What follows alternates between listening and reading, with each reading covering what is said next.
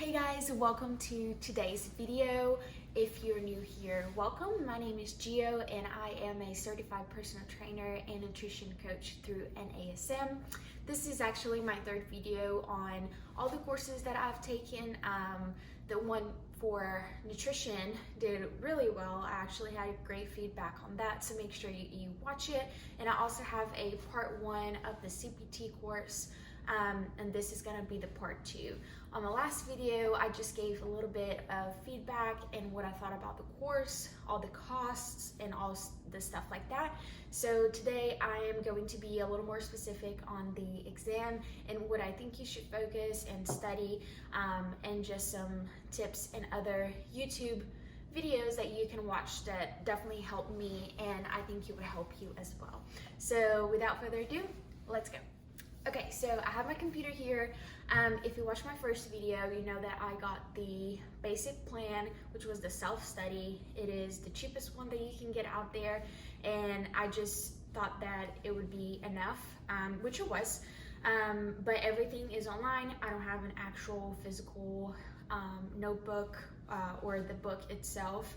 Everything is online. I did print the study guide towards the end, like maybe a couple weeks before I was gonna take the exam, just to physically highlight some stuff and just make sure I was studying everything that I needed to.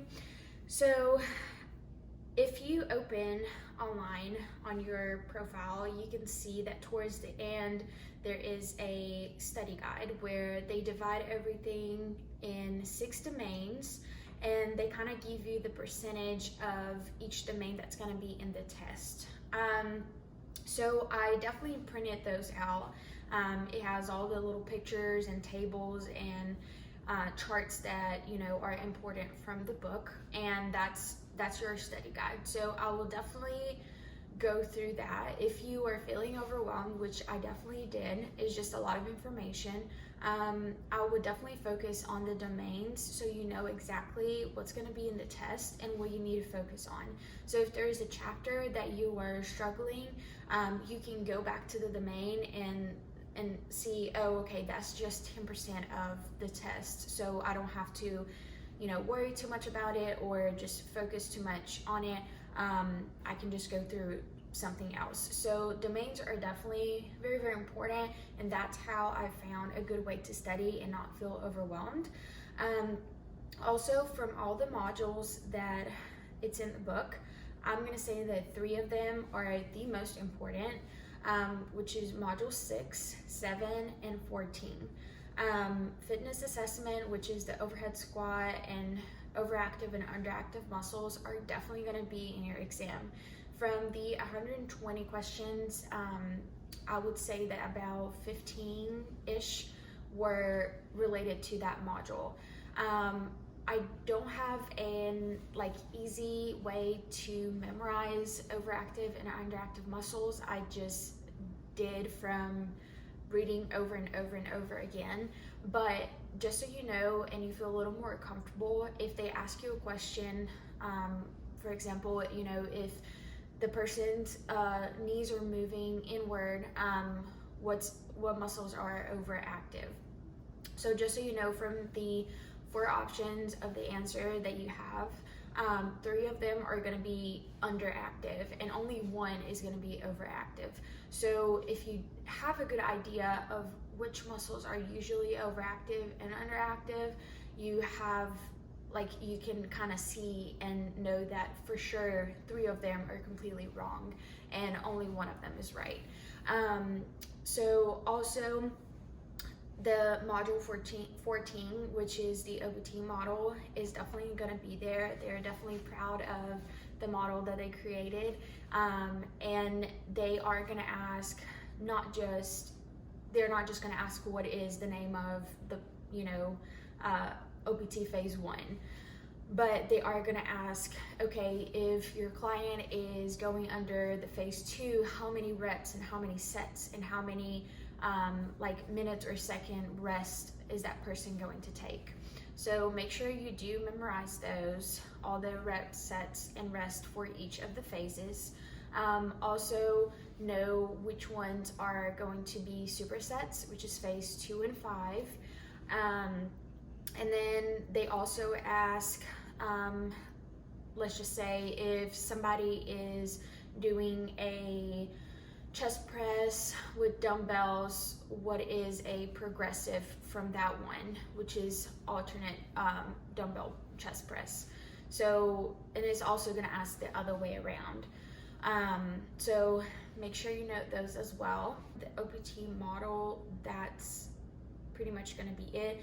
A lot of the questions for leg stabilization, like power exercises and stuff like that, if you go to the exercise library on your book, it has every single move, and you can kind of see which ones are like power moves or stabilization moves, strength, and all of that stuff. So make sure you do spend a good bit of time on those as well, because they do ask a good bit of questions. And I think the last thing that I can say that it was definitely on the exam was just scenarios. So it would say if you have a client that is pregnant, what are some of the exercises that she can't do? Or if you have a client that is obese, what is the best method to record like body fat? If you have somebody that is older, what kind of exercises you should do and should not. So definitely pay attention to those. Like I said, Step Up Fitness has a whole YouTube channel, and he gives you a whole lot of information and helps you a lot on just understanding, like he's physically showing you the overhead squat and like everything that you pretty much need to know to do great on the test. I think he actually has some samples, like questions that he goes through, so you can kind of study with him as well. Now for the test part, I took my test last month, which was December 2020, and it was in the middle of COVID, so I had to take it from home from my laptop, which I was okay with. I didn't have the option to go anywhere to take it, but everything was remote, and it was through a third party named ProctorU. I've actually used them before in college, so I was pretty familiar with the process. So you can't have anything connected to your laptop, like any monitors or anything like that. They do check and make sure that you are not connected to anything. They pretty much take over your laptop for a few minutes, and they deactivate a bunch of stuff, like you can't screenshot, you can't open another tab or anything like that. If you do have a MacBook, they make sure that your messenger, like you don't get any text messages or any notifications that is gonna bug you through the test. It is pretty simple. The only thing that you have to do is show your driver license and your CPR AED certification. If you don't have that printed out, you can definitely show them online. They're okay with that. And you also have to show a 360 of the room that you're taking the exam. So they want to make sure that they see all four walls. Just make sure you don't have any like sticky notes around or anything. And just so you know, if you have your test scheduled for, let's just say 11 a.m. and that's the time that you're going to connect with them, and that whole process might take 10, 15, 20 minutes just to get everything set up, and that's not counting towards your test time. So as soon as like you physically press start test or start my exam or something, and that's when it's going to start the clock. So don't worry if it takes a good bit of time for them to get everything set up and then to see the room and all that stuff, because it's not counting like against you or anything like that. So yeah, I think that's it. I would definitely do the study guide domains, and I will link down below any videos on YouTube that I watched that really helped me studying and kind of knowing a little bit more on what's going to be on the test and how to study and all that good stuff. So yeah, I hope you guys enjoy it, and if you're taking a test, good luck.